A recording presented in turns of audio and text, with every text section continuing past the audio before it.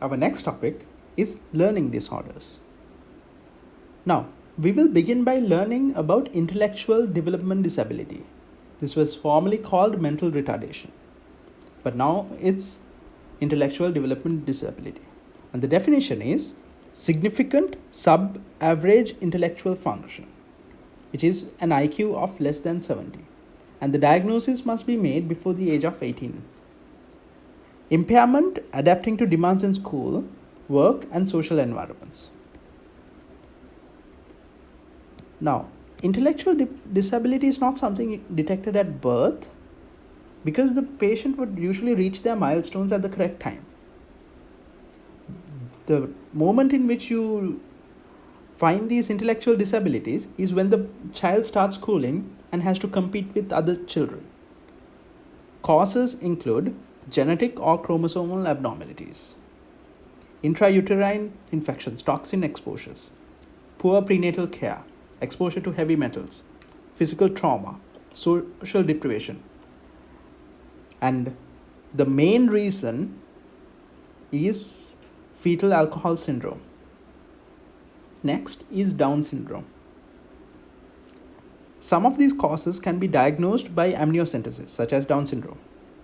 And if a patient is at a higher risk of having a baby with Down syndrome, let's say there's a family history of Down syndrome, then there would be genetic counseling needed for these patients. Also, good prenatal care such as vitamins should be prescribed, and special education techniques and behavioral guidance if needed. Now, intellectual disability has 4 main levels. There's the mild, the moderate, severe, and profound. It is all based on the IQ. What is the IQ? This is what's expected of you to achieve academically, and this is measured by the mental age or deviation from the normal. So the IQ, this equation, for USMLE you need to know this. Mental age is determined by a series of tests, and we can give an example like this. If a person does it and scores 7 for mental age, and the person is 5 years of age, the person's IQ will be 140, which is very high. There are different ways in which you can determine the mental age, such as the Wechsler Intelligence Scale for children revised, and for adults, there's the Wechsler Adult Intelligence Scale revised. This is for age 17 plus. When we think of intellectual disability in a mild form, the IQ will range from somewhere between 70 to 50. These people will usually be able to have a normal life, a pretty much normal life. They could live alone. And this is 85% of all retardation cases. They will need some guidance, especially to shield them from people who might take advantage of them, who might trick them into, let's say, giving up their money. They are competent and usually diagnosed in the first year of school due to contrast with peers. They would go up to 6th grade commonly, and there would be a lot of impulse control and conduct disorders, because when a person has problem with learning, the other children would make fun of that child. Then their self-esteem goes down and the child acts out. So these disturbances may be seen. It's not always going to be there. It may be seen in children with this disorder as a defense mechanism. When we think of moderate intellectual disabilities, it ranges from 59 to 39. And these people are trainable. They need supervision, but they will benefit from vocational training. And they can work in sheltered workshops and goodwill industries, where there would be people who would supervise the activity. And these people will usually have academic skills up to the 2nd grade, commonly associated with Down syndrome and also an early onset Alzheimer's disease. Then there's the severe type, training is not at all helpful for them. There will be someone who will need to teach them things like how to brush their teeth. They can learn to communicate and do some basic tasks, but in general, they need a lot of nursing care. Then there is the profound type. They simply do nothing. They need care for all aspects of life, and they need a highly structured environment. Next, we have autism spectrum disorders. And this is also called pervasive development disorders, because pervasive indicates that it is continuous. It's not going to stop at a certain age. It's going to be continuous. Autism spectrum disorder consists of autism, Asperger's, and Rett syndrome. And DSM-5 classifies all of these as autism spectrum disorder. Let's take a look at an autism student. Parents of a 28-month-old boy presents to the pediatrician expressing concerns about his development. Until age 2, the son has met all his developmental milestones. He could follow simple instructions, respond to his name, and speak 8 to 10 words. However, in the past 4 months, the son has progressively become more withdrawn. He rarely makes eye contact and does not respond to his parents' laughter or affectionate gestures. So if the parents try to come hug him, usually a child would put up their hands. Children with autism do nothing. They just stay there. He does not play with other children and frequently rocks back and forth. Of most concern is that he does not speak and does not respond to his name.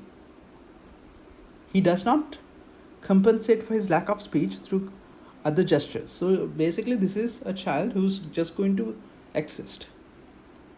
He's not going to try to have any sort of interactions with others. This is the problem with autism spectrum. And this is diagnosed usually by the age of 3, because they will come to the doctor with complaints such as they do not respond to any stimuli. They will have impairments in verbal and non-verbal communications. So they cannot even point to things that they need. They would get frustrated and they would start rocking back and forth. And the language, the ability to speak, to understand language is the main prognostic factor for this disorder. There is going to be a lot of repetitive activities and interests. And these children may have above average abilities in some specific skills such as music. And autism is more common in boys. They may have increased head or brain size. They have preference for inanimate objects. Now, it is also important to know, if an autistic child is hurt, usually a normal child would run to their parents, but these children, they would just self-treat by rocking back and forth. They are very rigid and inflexible. When you try to carry them, they will just be there. You need to put all the effort to carry the child. And they cannot tolerate any changes to their environment or schedule. They will start screaming. They will start crying. And there's a movie called Predator, in which you will see an autistic boy. And there is a lot of them with intellectual disabilities. This is associated with prenatal and perinatal injuries and rubella during pregnancy. Now, autism is thought by some people to be associated with the measles MMR vaccine. Finally, these patients have a lack of response in mirror neurons, such as when you yawn, it would be contagious and it would cause the other people around also to start yawning. These people will not mirror that type of behavior. It is also very important to know that you need to rule out the following conditions before diagnosing a patient as autism.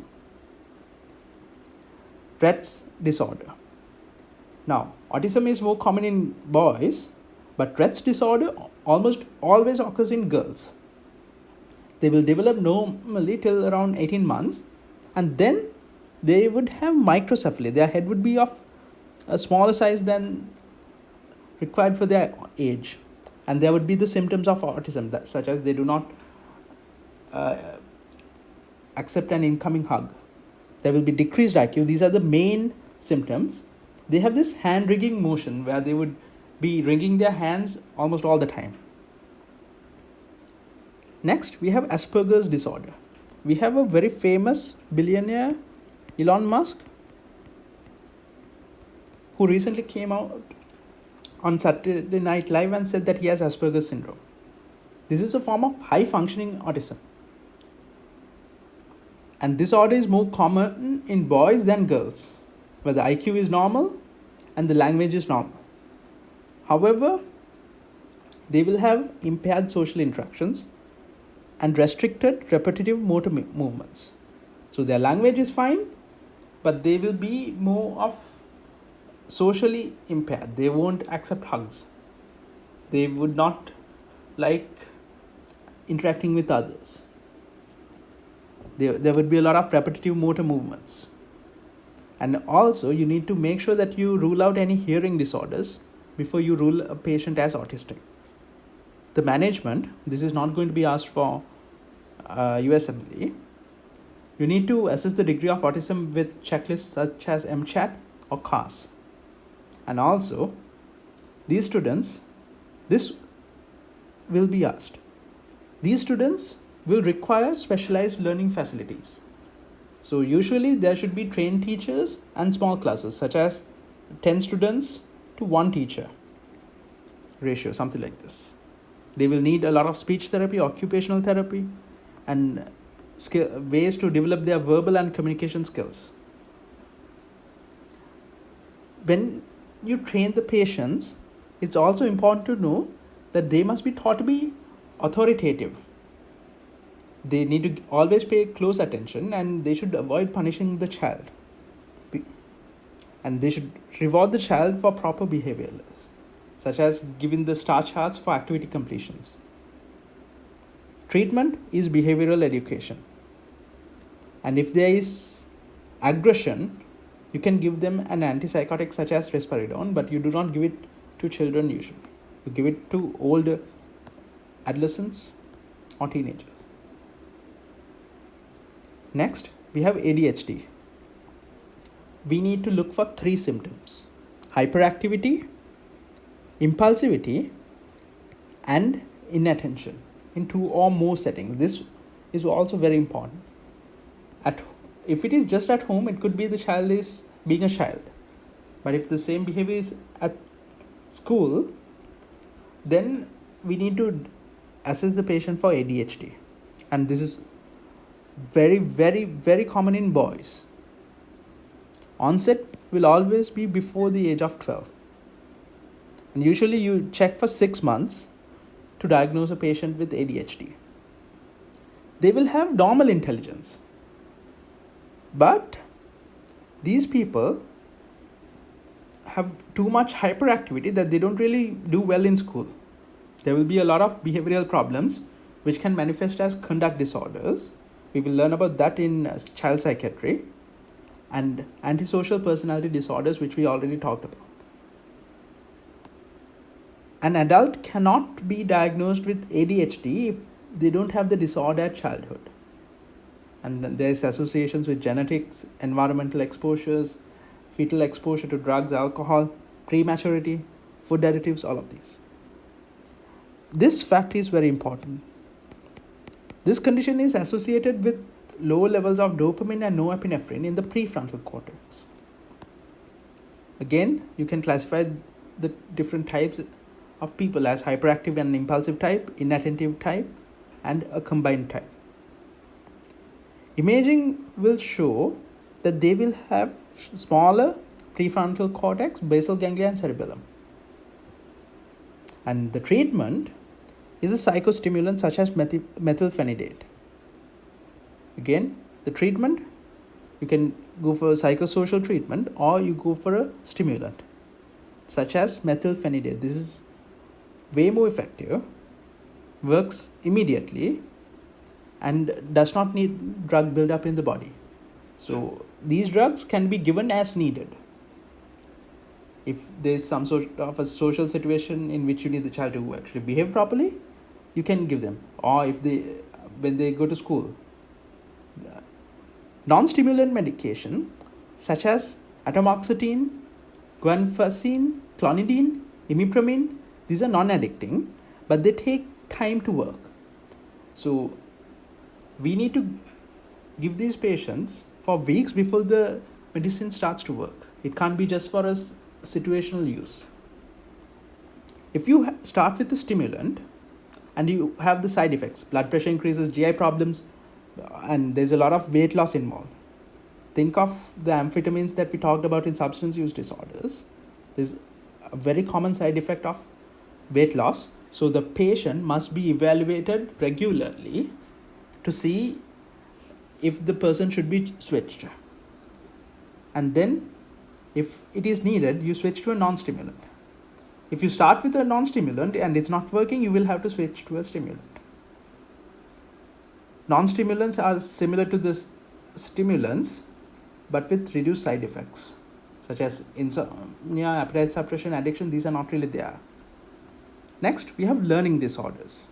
This is when the learning achievements are below the expectations of that certain age or grade.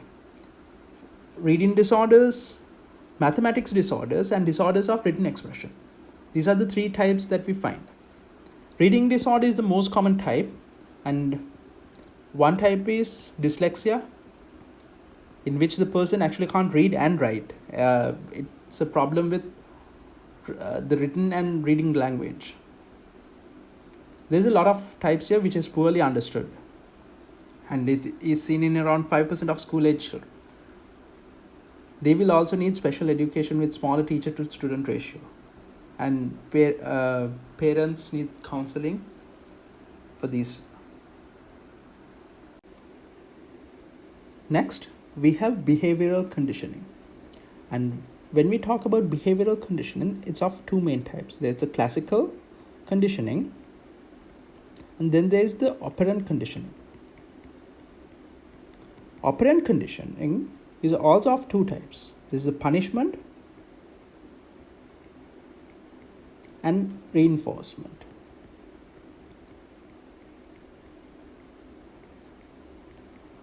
Now, what is the difference between classical and operant conditioning? Classical conditioning is previous neural stimuli elicits a response after association with a natural unlearned stimulus. Okay, so let's take a look at this. This is a natural response, salivation, which is elicited by a conditioned or learned stimuli. So you teach a dog that when you ring the bell, they will be given food. And even if there's no food, the moment you ring the bell, the dog will start salivating. Operant conditioning is when there is a punishment or a reinforcement. So if there is a reinforcement, that means you are trying to increase that behavior. If there's a punishment, that means you are trying to decrease that behavior. And when you gradually go into, so in operant conditioning, there is an actual punishment or a reward. But in classical conditioning, it uses the person's basal or the more primitive responses. So when a child who was hospitalized a lot sees a stethoscope, let's say the person is outside in a coffee shop and he sees a doctor with a stethoscope, the child will start getting anxious, will start sweating. because that reminds him, that relates to him being in the hospital. But in operant conditioning, it is about reinforcing good behavior and punishing bad behaviors. So let's take a look at a case of operant conditioning. After reading a book on child development, a mother tries out the following behavioral modification in raising her 8-year-old child. If the child gets good marks, the mother will buy the child a toy of his choice. If he does poorly, she takes the toy away. This is both reinforcement and punishment. The first case is a 23-year-old college student who presents to the hospital and starts feeling anxious and sweats when she is in the examination room with her primary physician. When questioned, she says she has had a prolonged history of hospitalizations as a child. The patient says that she sweats and feels her heart racing whenever she sees a stethoscope. This patient's response to the stethoscope is an example of which phenomena? This is classical conditioning. Next, we have a healthy 12-year-old boy who is brought to the office by his mother for a checkup. She expresses concerns about her son's behavior and says he never listens, and I am always worried he's trying to run into the streets without looking. He rarely sits still and always runs around. He talks all the time, interrupts me, and despite multiple reminders, forgets to do his chores. He seems to be getting worse. Physical examination is unremarkable. Which of the following would be most helpful in establishing diagnosis? Hearing test? No. This seems to be a case of ADHD. So the main diagnostic criteria is you need to see if this same thing happens in at least 2 situations, such as at home and school. So the next thing you do is you either consult the teacher or ask the parent to check if this same behavior is found in school. And once the diagnosis is established, medication which affects which neurotransmitter should be prescribed. The treatment is stimulants, and they increase dopamine and norepinephrine levels. Now, these are all USMLE Step 2 questions. The parents should be educated about which of the following side effects of this medication. If it is a stimulant, the main side effect that they need to be worried about is decreased appetite and weight loss, and these patients must be evaluated every few months to see if they need to be changed to a different medication. Next, we have a 9-year-old boy who is brought by his mother for school refusal. He refuses to go to school and studies in class. He refuses to go to school and study in class, but says he will go for sports practice. When asked why he doesn't want to study in class, the student responds, "Kids laugh at me because I cannot read like others do." The mother says he's able to do maths and write, but he struggles to read simple words. His reading is below the level for his age. Everything else is normal. Which of the following is the most likely diagnosis of this patient? This is not a social anxiety disorder. This seems to be a mild intellectual disability. Let's go and look at the other options. Language disorder? No, because the person can do everything except read. He can write but cannot read, and the person can speak the language. This is not a mild intellectual disability. This is a specific learning disorder.